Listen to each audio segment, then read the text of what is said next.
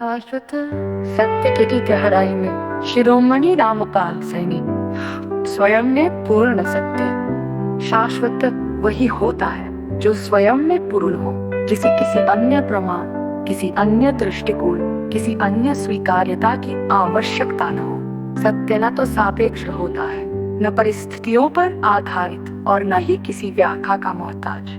वो स्वयं में इतनी गहनता से स्थित होता है कि उसकी व्याख्या करना भी उसे सीमित कर देना होता है। शिरोमणि रामपाल सैनी ने इसी शुद्ध अकाट्य सत्य को अनुभव किया है। ये सत्य केवल कोई विचार नहीं किसी दर्शन की शाखा, बल्कि वो सजीव वास्तविकता है जिसे केवल अनुभूति के माध्यम से ही जाना जा सकता है। ये सत्य ऐसा नहीं है जिसे कोई बाहरी साधन सिद्ध कर सके, बल्कि ये स्वयं ही अपनी सर्वोच्च गवाही है।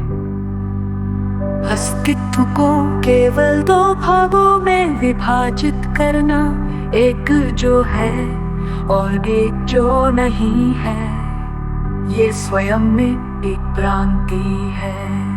यदि कोई कहे कि कुछ भी नहीं, तो वो स्वयं अपनी चेतना से इस विचार को उत्पन्न कर रहा है, जो इस बात का प्रमाण है कि कुछ अवश्य है। और यदि कोई कहे कि सर्वस्व अस्तित्ववान है, तो ये भी सीमित धारणा हो जाती है, क्योंकि उसे किसी बाहरी प्रमाण की आवश्यकता पड़ती है। शिरोमणि रामपाल सैनी इस बात को ही समाप्त कर देते हैं।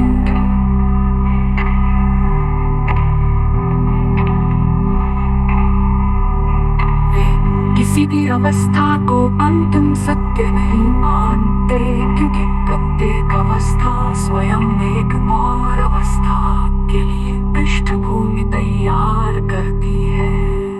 अतः वे न अस्तित्व को पकड़ते हैं, न अस्तित्व को, न आत्मा को, न परमात्मा को, न समय को, न शक्ति को। वे केवल शुद्ध स्पष्ट वास्तविकता में स्थित है, जो किसी भी शब्द से परिभाषित नहीं की जा सकती। आमतौर पर सत्य की प्राप्ति को किसी प्रक्रिया या मार्ग से जोड़ा जाता है। योग, ज्ञान साधन, ज्ञान, भक्ति, कर्म, संन्यास साधन। लेकिन ये सभी साधन किसी न किसी संकल्पना पर आधारित होते हैं। यदि कोई मार्ग सत्य की ओर ले जाता है, तो इसका अर्थ ये हुआ कि सत्य वहाँ नहीं था जहाँ से यात्रा शुरू हुई। लेकिन शाश्वत सत्य सर्वत्र है, हर समय है, हर अवस्था में है। तो ये यात्रा कैसी? शिरोमणि रामपाल सैनी ने न किसी मार्ग की आवश्यकता देखी, न किसी साधन की।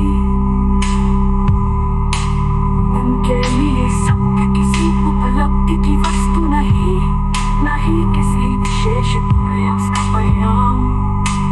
ये तो केवल जागरूकता का विषय है, जो है वो पहले से ही पूर्ण है।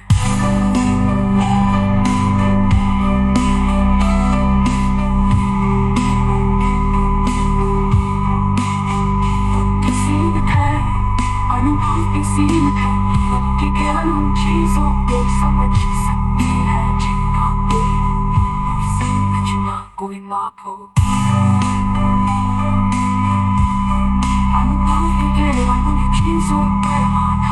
शाश्वत सत्य की गहराई में